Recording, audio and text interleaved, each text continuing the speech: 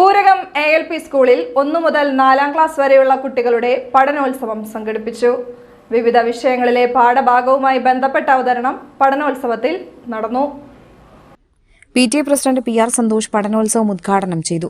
School manager Achuthan അധ്യക്ഷത വഹിച്ചു. ഗായകൻ യദു എസ് മാരാർ മുഖ്യാതിഥിയായി.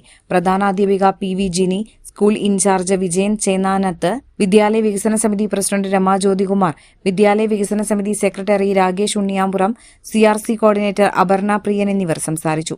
വിവിധ പരീക്ഷകളിൽ വിജയികളായ കുട്ടികൾക്കുള്ള സമ്മാനങ്ങൾ ചടങ്ങിൽ വിതരണം ചെയ്തു.